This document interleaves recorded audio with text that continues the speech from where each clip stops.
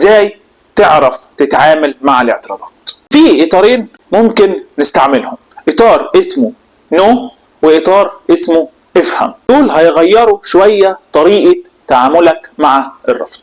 نبدأ باطار افهم. حرف الالف هو اعتراف. اول خطوة انك تعترف بالاعتراض بتاع العميل. يعني ايه؟ يعني تقول للعميل انا فاهم انت بتقول ايه، انا فاهم ايه مشكلتك. الاعتراف باعتراض العميل ده بيعمل حاجتين. اول حاجة بيوضح للعميل ان انت سامعه كويس، تاني حاجة انه بيكسر حاجز الدفاع، تاني حاجة الفهم فضول.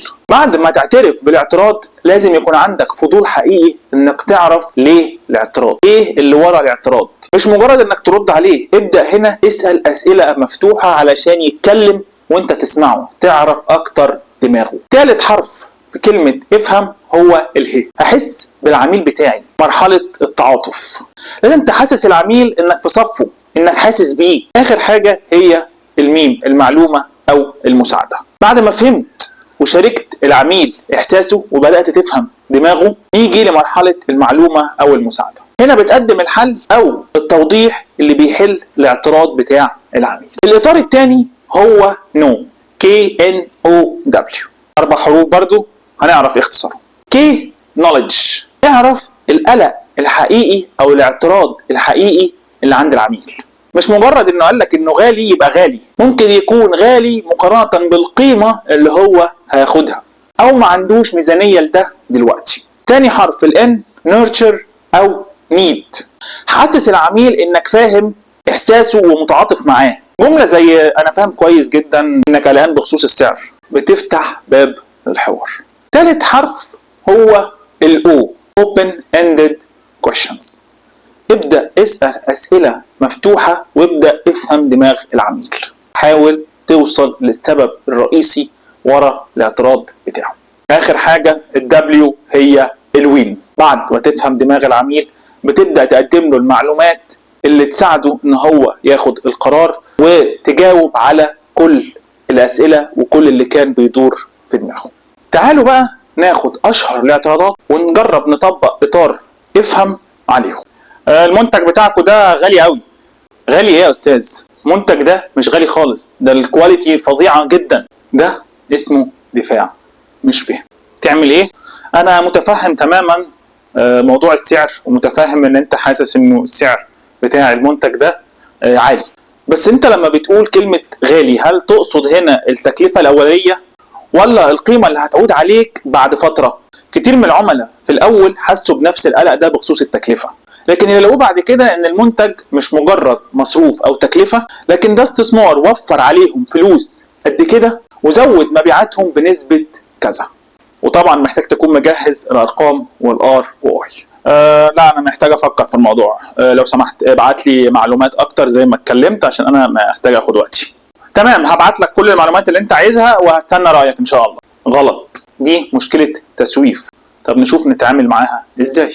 انا متفهم طبعا ان انت محتاج تاخد وقتك علشان تفكر وتاخد قرارك صح.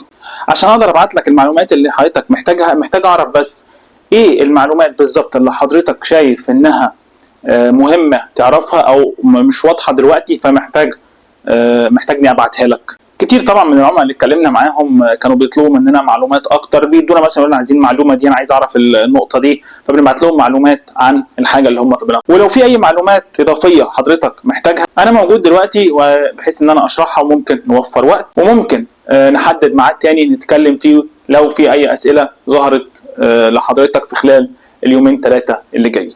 هنا انت بتخلق احساس بالالحاح وتبدا تحدد النكست ستيبس. بص بصراحه الكلام اللي انت قلته تمام، ما عنديش مشكله فيه، بس بصراحه مش هكدب عليك، انا المورد اللي انا بتعامل معاه دلوقتي انا مرتاح معاه وبصراحه الدنيا كويسه. بس احنا احسن منهم في كذا وكذا، وخد بالك هم ما بيعملوش كذا، احنا بنعرف نعمله احسن منهم. ده دفاع ومقارنه مش في صالحك. تعمل ايه؟ شيء طبيعي جدا يا فندم انك تكون مرتاح مع المورد اللي انت بتتعامل معاه، انك اكيد بقالك معاه فتره طويله.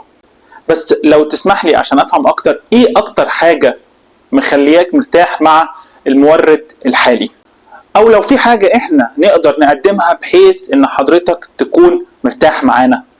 طبعا انا فاهم مفيش حد بيحب يغير حد مرتاح معاه في الشغل، لانه خلاص عرف كل حاجه ماشيه ازاي، فعاده بنحب نكمل مع اللي احنا مرتاحين معاه وبيجيب لنا نتائج كويسه. طب ايه راي حضرتك لو في منتج او خدمه ممكن توفر عليك كذا، هل ممكن يكون في فرصه ان احنا نكون موجودين كمورد للخدمه او المنتج ده، نقدم عرض السعر بتاعنا حتى لو على نطاق صغير، حتى لو هتبقى تجربه في الاول عشان حضرتك تشوف شغلنا وجودتنا. هنا انت بتركز على نقطه ضعف ممكن تكون موجوده من غير ما تقولها دايركت، او ممكن تكون بتقدم فرصه انك تبدا تجرب مع العميل. انا اسف مفيش ميزانيه دلوقتي.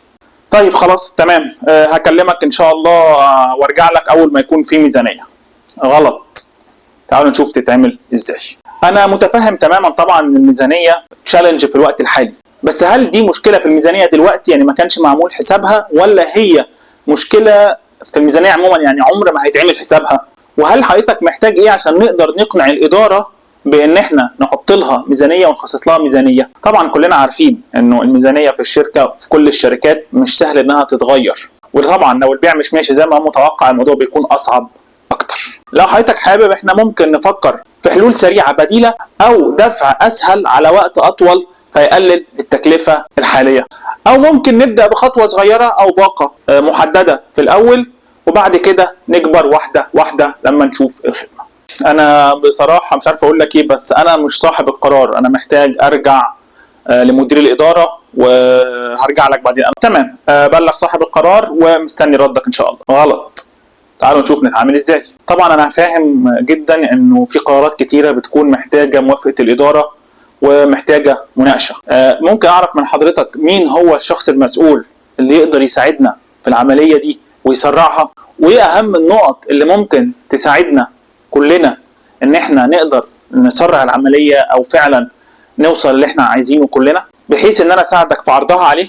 انا طبعا فاهم ان انت محتاج تجمع المعلومات كلها علشان لما تدخل تتكلم مع الشخص المسؤول يبقى عندك الفول بيكتشر وكل الاسئله تكون مجابه. تحب حضرتك نعمل اجتماع مع صاحب القرار او الشخص المسؤول واكون موجود فيه ونتكلم كلنا بحيث انه اي سؤال يظهر يبقى فيه اجابته واضحه وجاهزه على طول؟ انت ممكن تجرب تعمل الكام الاعتراض دول على طريقه نو.